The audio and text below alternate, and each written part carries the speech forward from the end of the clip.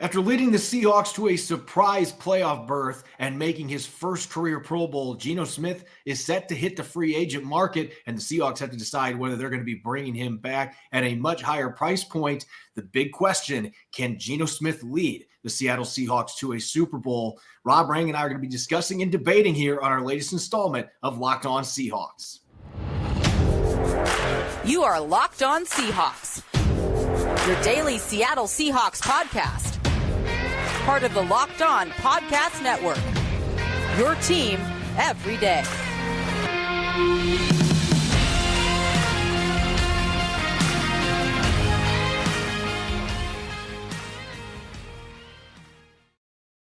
Greetings, 12. This is Corbin Smith, your host for the Locked On Seahawks podcast. Joining me for our Tuesday episode, my co-host in crime, Rob Rang. A special thanks to all the 12s out there, whether you're listening in Pennsylvania, Texas, or Mexico.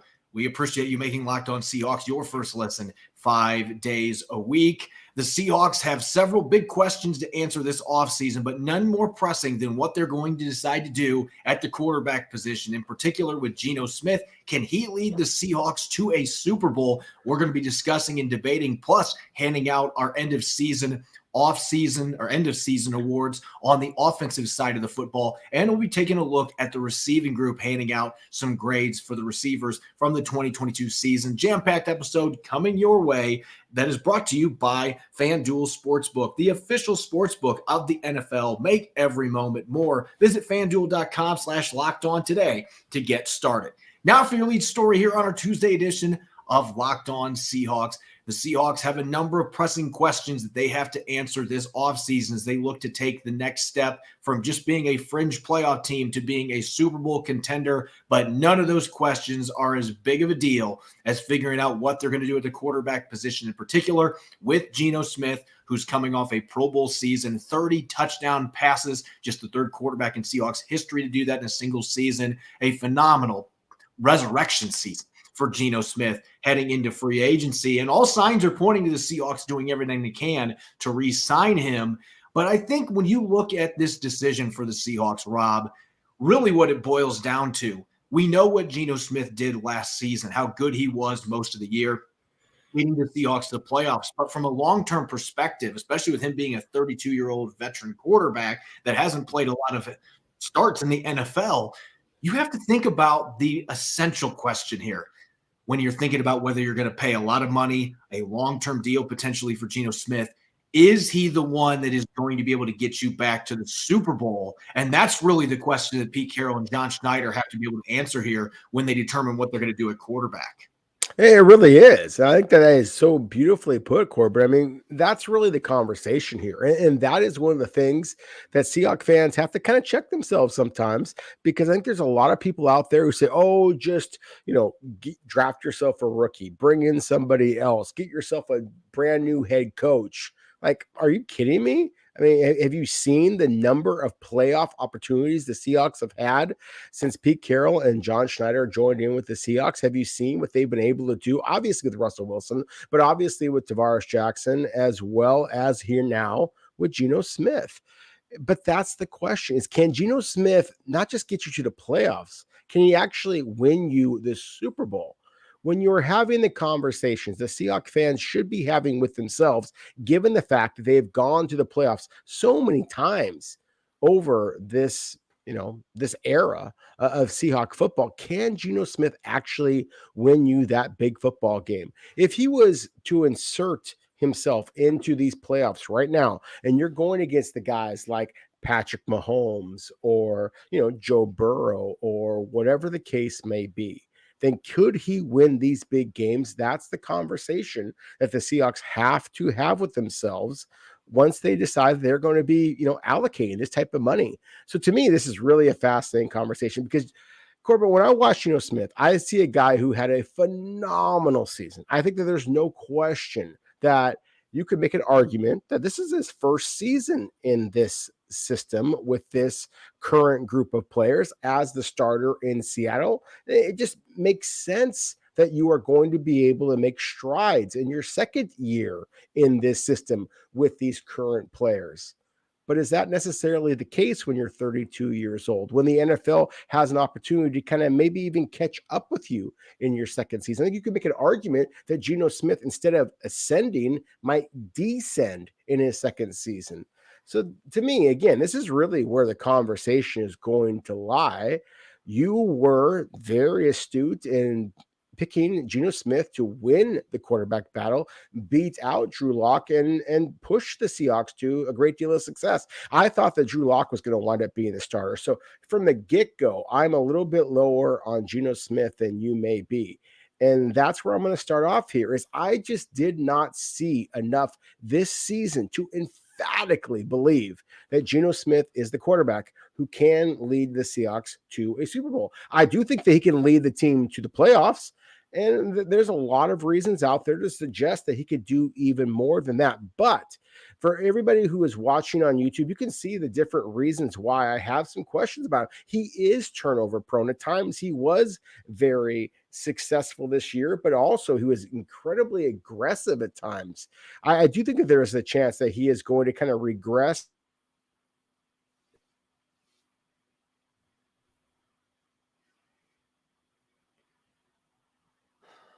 there.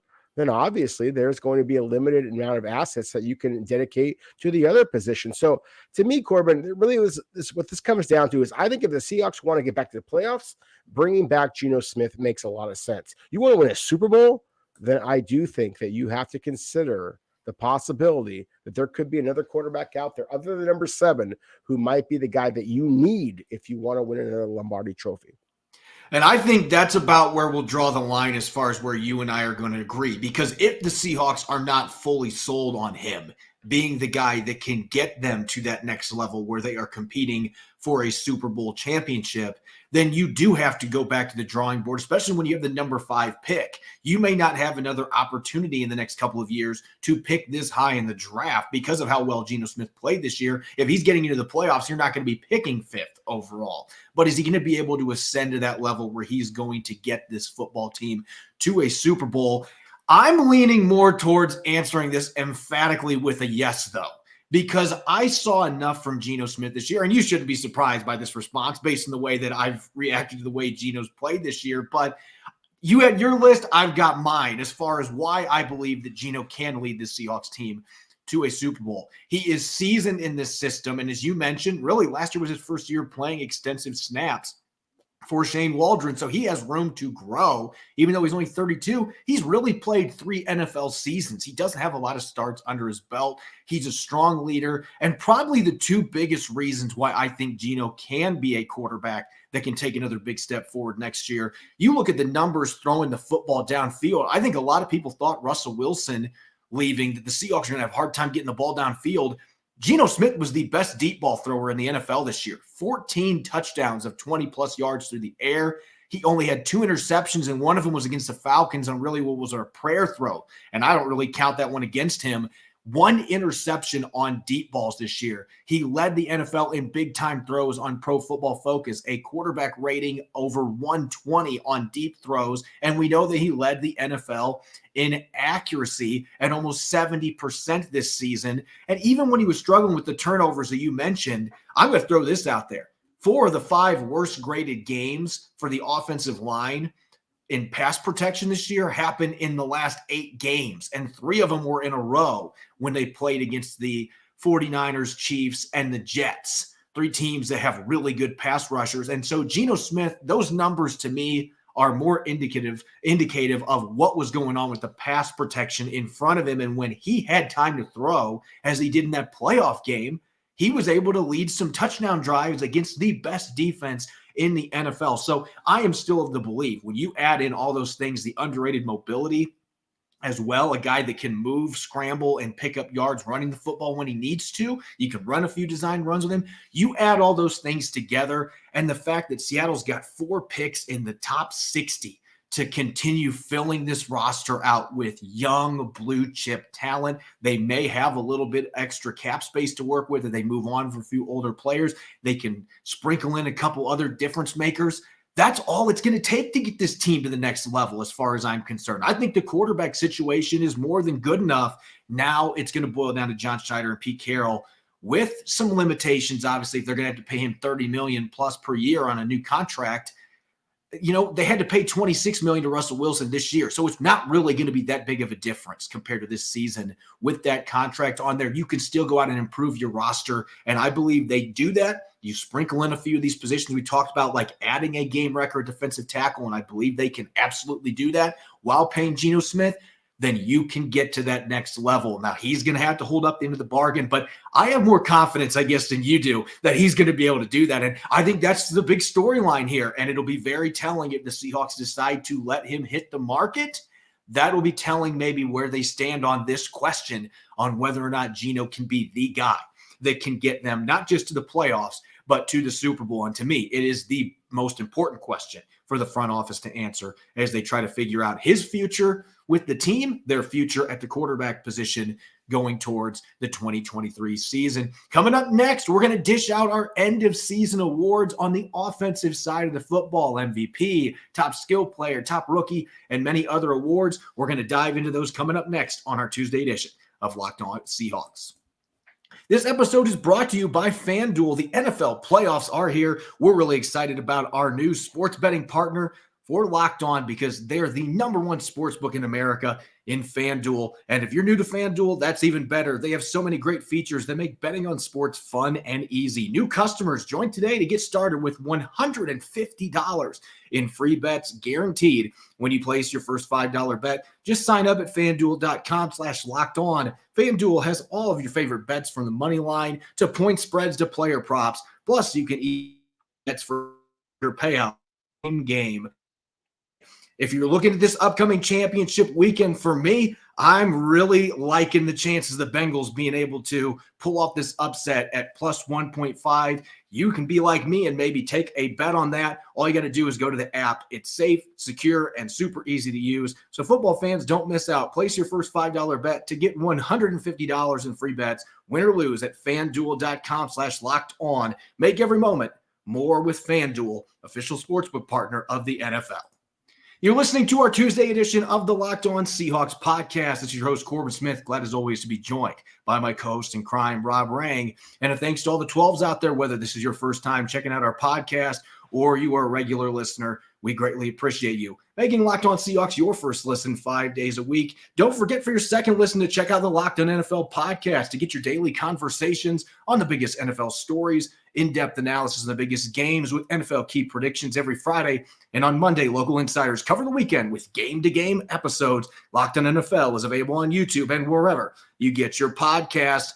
Now that we are now a little bit over a week beyond the end of the season for the Seahawks, we've had several of our listeners wondering, when is it going to be awards time? And sure enough, today we are finally going to get to it, looking at the offensive side of the football, our end of season award winners. And so let's get to it, Rob. Normally you and I are on a little different page with most of these awards, but after that first segment, I think it's pretty obvious who the offensive MVP for this playoff-bound Seahawks team was. Yeah, I'm sure.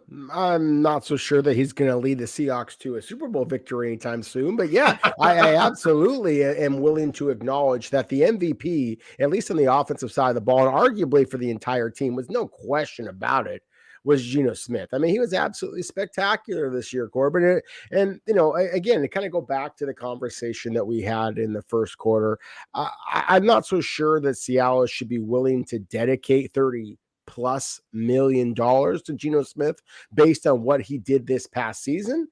But I think you at least have to have that conversation based on what he did this past season, because he was spectacular. He was a Pro Bowler, and some of us didn't even think he was going to start for the Seahawks this season. So there's no question. I mean, the Seahawks made the playoffs because Geno Smith shocked many of us and became a Pro Bowl quarterback. So I don't think that you could make an argument, at least I cannot, that anybody else could realistically be construed as the MVP of the Seahawks on offense. And look, give a great deal of credit to DK Metcalf, Tyler Lockett, the running backs, but Geno Smith was spectacular this season. Give the man his credit. He deserves it. Yeah, you look at the major passing statistics, passer rating, passing yards, touchdowns. He finished 4th in the NFL with 30 touchdown passes. He's in the top 5. He's in the top 5 for passer rating. He's number 1 for completion percentage. And I know there were more turnovers in the second half of the season, but he still only threw 11 interceptions on the year. That's still a very solid number in 17 games in today's pass-happy NFL. And the Seahawks were a pretty pass-happy football team for large chunks of this season, sometimes out of necessity. And yet Geno Smith was able to take that burden, and he had 12 games with 2 or more passing touchdowns. That tied with Patrick Mahomes for the most in the NFL. So this was not an example where fans were just chipping in to get him to the Pro Bowl, and it was a feel-good story. Like, he was more than a feel-good story. He was one of the best quarterbacks in the NFL this year. And so, again, that's why I think he can be a guy that can lead you to a Super Bowl if you add a few more pieces around him and you pay him the money that he's certainly earned this year. I think we can both agree, though, the Seahawks team would have had a hard time winning 4 or 5 games this year if they didn't have Geno Smith playing at the level that he did at the quarterback position in 2022. All right, let's get to our next one here. The MVP award is basically a quarterback-driven award. Everybody knows that. But there's a lot of other really good players on this offense at the skill positions that deserve some love. And so we're going to give a top skill player award. This one certainly isn't going to be going to Geno. These are the guys that Geno was getting the football to, and there's several worthy candidates for this one. Rob, which direction are you leaning? No, for me, I got to go back to number 14 and DK Metcalf. I just see a guy who was able to physically take over football games at times. I don't want to, kind of tell you what I'm going to be talking about here in a little bit later, but I thought that he had one of the more spectacular performances of Seattle's season. I would certainly wish that we would see a little bit more emotional kind of consistency from DK Metcalf. But at the same time, I think that he is maturing into that player. You just mentioned the playoffs as kind of argument in your Geno Smith conversation. I'm going to use the playoff performance that DK Metcalf had against the San Francisco 49ers as evidence of what he could be. And again, we're talking about the most physically imposing, most physically dominant wide receiver in perhaps all of the NFL. So I definitely think that if we are going to highlight somebody else from Seattle's offense, had Tyler Lockett had an incredible entire season, had Rashad Penny or, anybody, frankly, Kenneth Walker III, Kobe Parkinson, had any of them had the consistent season of dominance, then I would be certainly happy to acknowledge them. But the peaks of DK Metcalf's season are so high that I think that you have to kind of overlook some of the valleys of his season as well. Some of the penalties, some of the missed or some of the drops. But DK Metcalf is so gifted, and I think his upside is so high that I do have to kind of acknowledge what he was able to bring to the Seahawks and be pretty excited about what he might be able to bring them, hopefully with Geno Smith as well in the future. And you talk about consistency. That's why I'm not picking DK Metcalf for this one, because he had 7 games below 40 receiving yards this year. You want to talk about consistency. Tyler Lockett set a new franchise record with 6 consecutive games with a receiving touchdown this year. And he now has 4 straight years with 1,000 receiving yards or more. There's only one other player in Seahawks history that's done that, and he has a gold jacket, Steve Largent. So you want to talk about consistency. Tyler Lockett is consistency, and he's durability. He's toughness. We saw him come back from hand surgery after missing just 1 game, and then he has a huge touchdown catch in their season finale against the Rams. Just one of those typical catches that he makes that a lot of other receivers in the NFL can't make, where he shows off the incredible body control and footwork to stay in bounds, look the football over like Willie Mays. He might not know who Willie Mays is. He told us that in a press conference a couple years ago, but he plays the game of football like Willie Mays, reeling in those rainbow throws. And so he had more touchdowns, very similar yardage, more than 80 receptions. Again, nothing against DK Metcalf because he had another very good season. But to me, Tyler Lockett was the more consistent of the two. And he put more points on the board this season, set some historic marks in franchise history. So he is my pick on that one. Let's go to the trenches, because this is where nobody gives a lot of love. The offensive line. Our top linemen this year, you actually have a pick that somewhat surprised me. Yeah, it surprised me too, because I did not anticipate that I'd be voting for Charles Cross at the end of the season. Again, I was one of those who kind of questioned Seattle's decision in the early first round with the selection of Charles Cross. I had real reservations about a player who had played in that air raid offense, and would he be able to put his hand in the ground and really be able to come off the ball out of the 3-point stance, be able to move some people. I just kind of thought, hey, this is the Seahawks team that wants to run the football, and Charles Cross did not do a lot of that at Mississippi State. But the pass protection, especially considering he's a rookie, the pass protection at the left tackle position, considering the pass rushers that Seattle faced this season, was borderline spectacular. It was like Tyler Lockett, pretty darn consistent all season long. There wasn't those peaks and valleys that I mentioned before with DK Metcalf. There was a little bit of that in the running game, but that was to be expected. I thought there was as many, at least, peaks and valleys among the rest of Seattle's offensive line. So again, just as I did here with Geno Smith a moment ago, I have to kind of swallow my own pride a little bit and just watch the tape. Geno Smith was the MVP of the Seahawks on offense. Charles Cross was their best offensive lineman, at least in my opinion, all season long.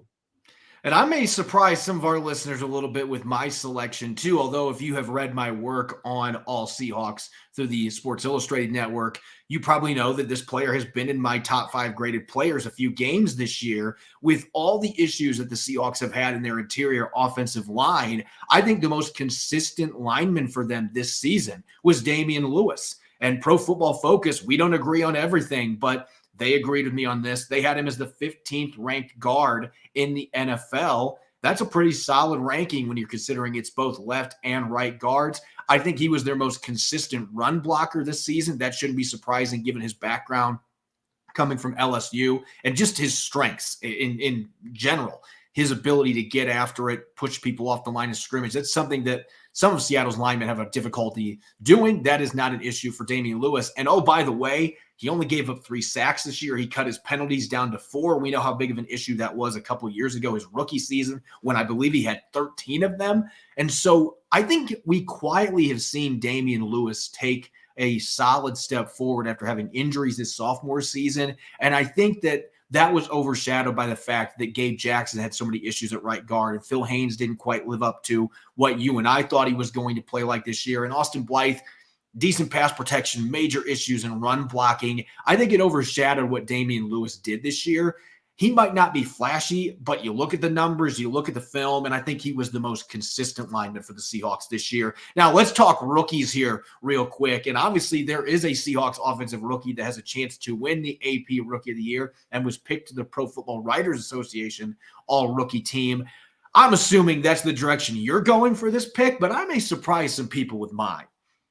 Yeah, again, I would at least acknowledge Charles Cross and what I just kind of mentioned a moment ago. But I think you got to go with Ken Walker III. I mean, just what he has been able to provide the Seahawks. Obviously, Seattle started the season with Rashad Penny as their primary running back, and he was very successful as well. And I always struggle when you take a player in the same system that puts up similar success and acknowledge him. That's one of the things I see people make a mistake with in college football rankings and projecting them to the NFL all the time. But I think that Ken Walker played such a different style of ball than Rashad Penny that I've got to acknowledge him here. Again, I just acknowledged a moment ago Charles Cross. I think that Abraham Lucas has had a very impressive season for the Seahawks as well.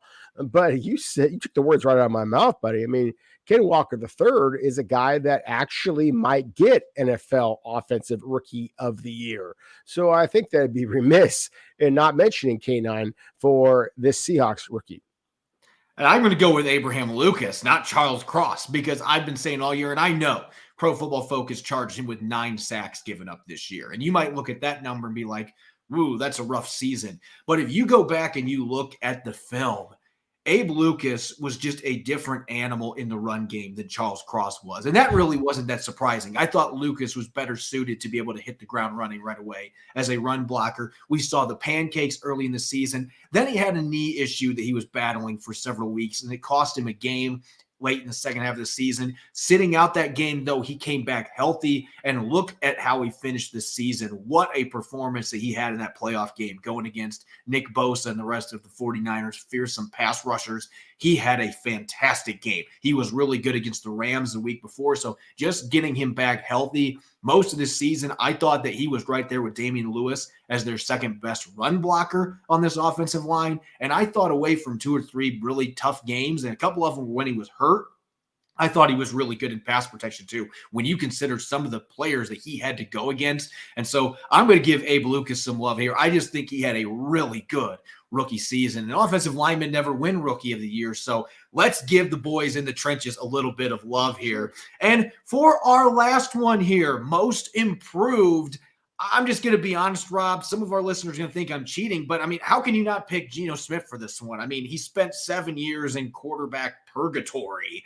And like he said, after the 49ers lost a playoff game about wanting to come back to Seattle, like he could have easily been out of the league in the last couple of years. He might not have even been on a roster, and yet here he is as a Pro Bowl quarterback. I mean, that kind of a leap, a 7-year backup to a Pro Bowl, a legitimate Pro Bowl quarterback, is almost unheard of. Rich Gannon's the only other player that ever did that in year 10 or later, get to their first Pro Bowl. And so we have to acknowledge the improvements that number 7 made. And I know that there are a couple other players on this offense that deserve some love as well.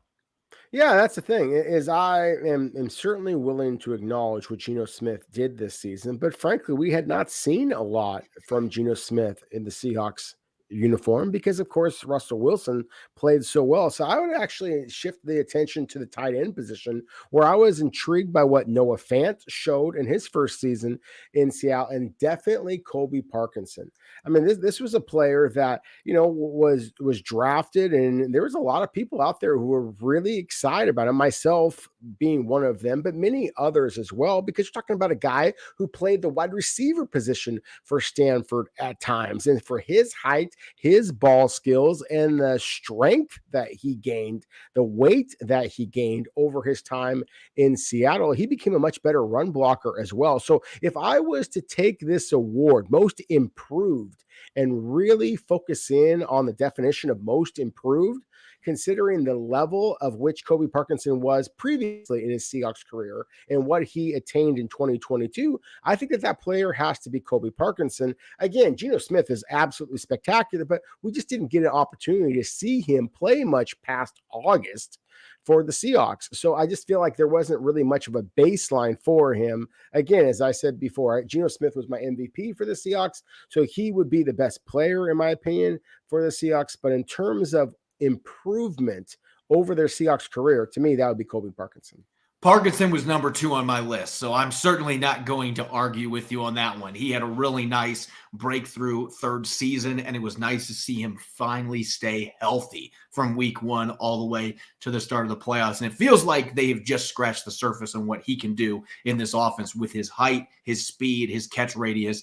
Should have more opportunities in the final year of his rookie contract next year. Has a chance maybe to be one of their breakout players in 2023, especially if Geno Smith is back in the fold. He seems to like throwing to his tight ends. All right, let's shift gears now here on our Tuesday episode to our postseason, end of the season report card. I covered the safeties late last week. Unfortunately, Rob, that was an episode that you were not on, gave the safety group a B+, and you and I were discussing the receiving group. And it's fitting, we've already talked some about Tyler Lockett and DK Metcalf in this episode. But once again, 2,000-yard seasons at the receiver position. They had only had that happen in Seahawks history 2 other times. One of them was already Tyler Lockett and DK Metcalf. So they now own 2 of those 3 seasons in Seahawks history. And so that really is the number one thing that went right. And when your top 2 players at the receiving position go over 1,000 yards, I think at minimum you got to give the group a B+.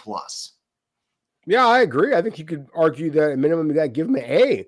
I just think that Seattle's number 3, 4, 5, 6 wide receivers maybe were not quite to that high, and therefore the GPA drops a little bit.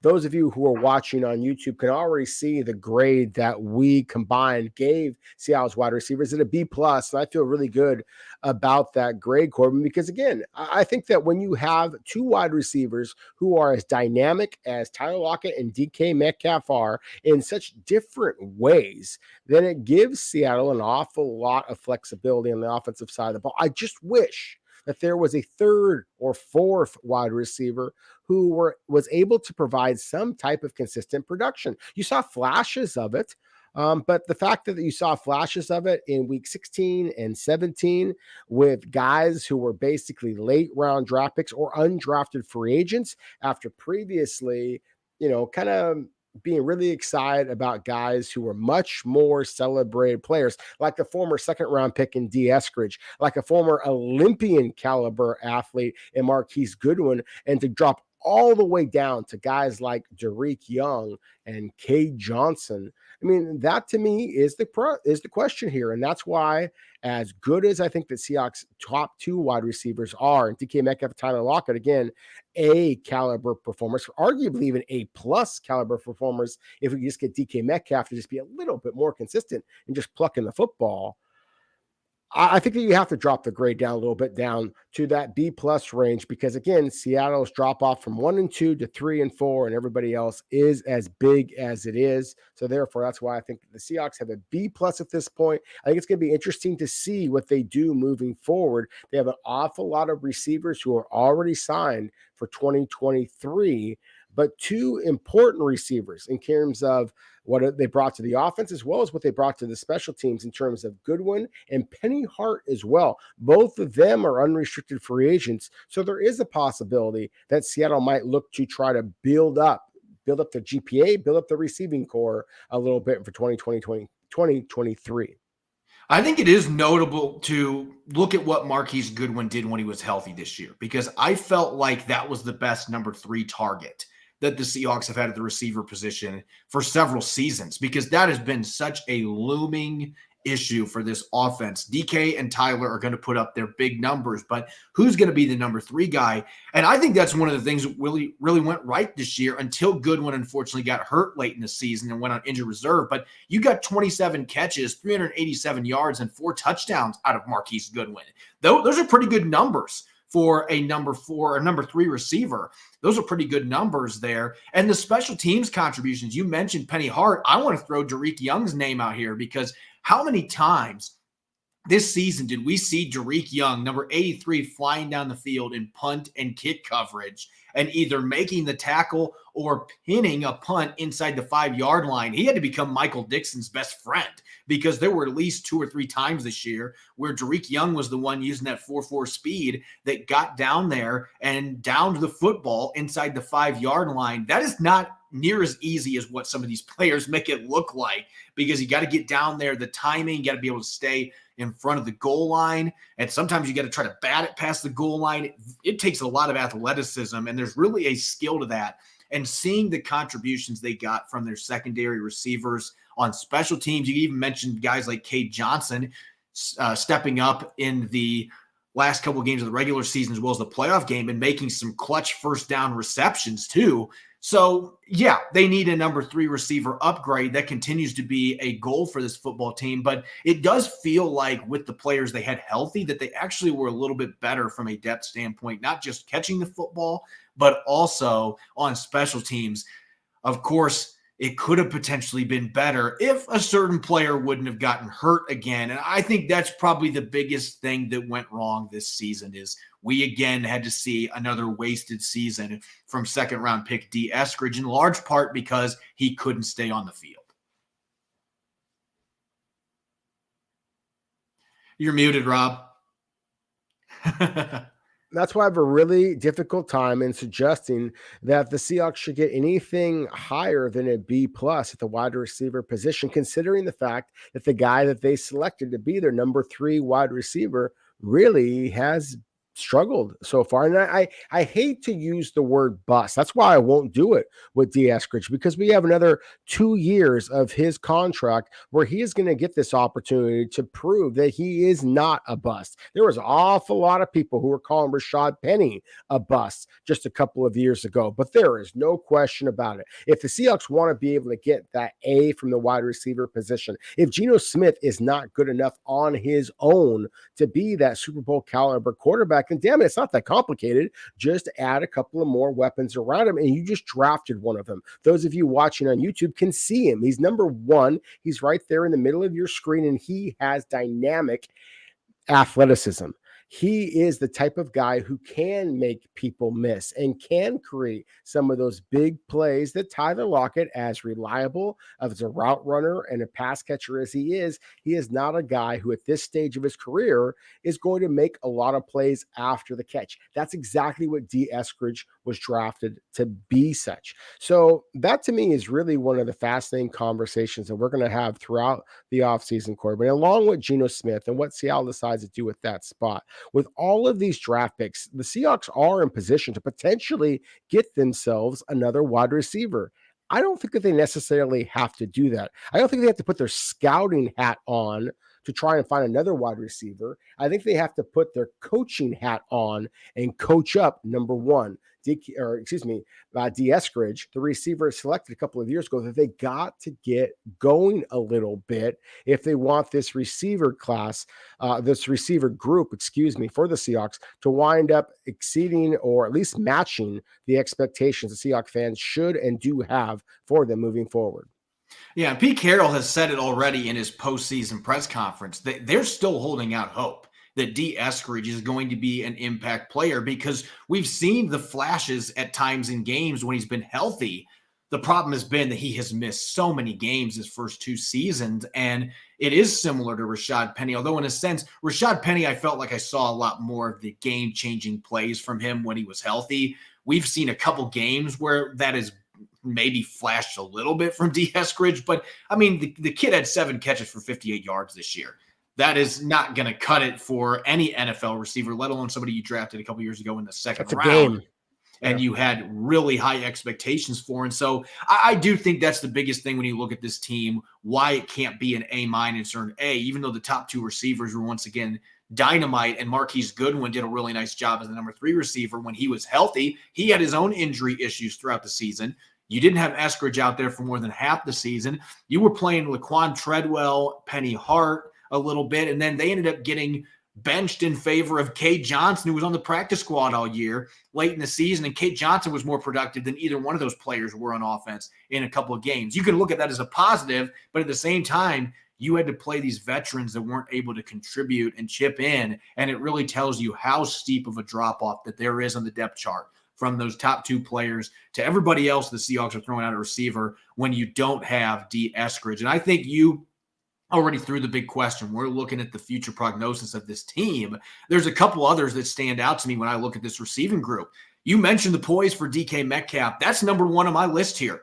Can calmer heads prevail for DK Metcalf? You have 8 penalties, 2 unsportsmanlike conduct, probably should have been 3. He should have got nailed in that Rams game when he went after Jalen Ramsey.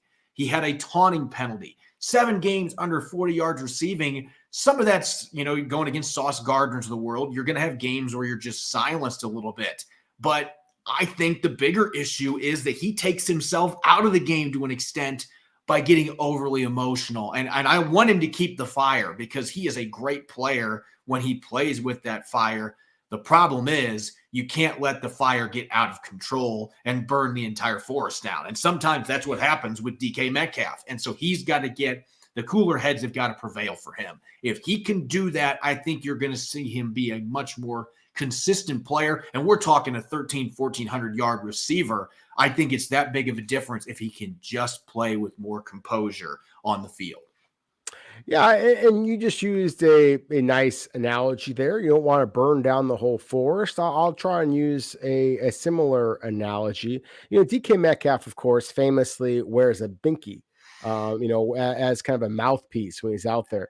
I want to see him play with a little bit more maturity. I want to see that binky that's usually reserved for toddlers become, I don't know, maybe a driver's license, just a little bit more maturity from him. I want to see him develop a little bit more consistency and a little bit more reliability. And so I don't want to see him necessarily with an ID card in his mouth. But again, I just think that's, it's a little bit of who DK Metcalf is as a player. I think it's very appropriate that he wears that because he is kind of a man child in the way that he is just physically able to dominate. But spending time, he does play with that immaturity that is so troubling to the Seahawks. And I agree with you. I think that he did deserve a penalty against the Rams in that game. But again, I also think that he is a player who is so darn gifted that you have to just try to do whatever you possibly can to make sure that he does mature on his own rather than trying to push him, because this is the type of a guy that we've seen the NFL in the past, guys who are this gifted that somebody gets too much into their personal space, kind of questions them too much, and suddenly they just fall apart. I don't get that sense with DK Metcalf. So again, I do think that he is the man child out there. There's a little bit of immaturity in his play, but at the same time, he also is arguably your most competitive player on the entire roster. And I would argue again, he's also your most physically gifted. So therefore, build around him, not try to replace him. Yeah, this is a balancing act. I'm not asking DK to just suddenly just all that fire, let's put it out. You just need to be stiff. It's business. It's just business out here. You want to have fun. You want to be competitive. Pete Carroll pushes that more than any coach in the NFL. You just got to make sure that when it gets to a certain point that you know to take your foot off the gas pedal a little bit. And he has not figured out how to do that yet. And I think it has impacted his production some. But nonetheless, you know that DK and Tyler, they're good for 1,000 yards every season, those two, as long as they're healthy. It's going to be a big key for them to figure out what they're going to do with the rest of the depth chart. Is it bringing back Marquise Goodwin for another season? Is it drafting somebody? I think that's a very real possibility in the first 2 days of the draft. Maybe D. Eskridge can still be that guy if he could just stay healthy. There are question marks. There's a lot of different dominoes that could potentially fall. But nonetheless, this is still one of the stronger position groups for the Seahawks heading into the 2023 offseason. As always, you can follow me on Twitter at Corbin Smith NFL. You can follow Rob at Rob Rang. Make sure to check out Locked On Seahawks. We're on Apple Podcasts, Google Podcasts, Spotify, Amazon, and streaming 5 days a week, video form on YouTube. Coming up on tomorrow's episode, we'll continue our postseason awards on the defensive side of the football. We'll take a look at the awards that Ken Walker III and Tariq Woolen are reeling in from the Pro Football Writers Association and much more. Rest of your Tuesday.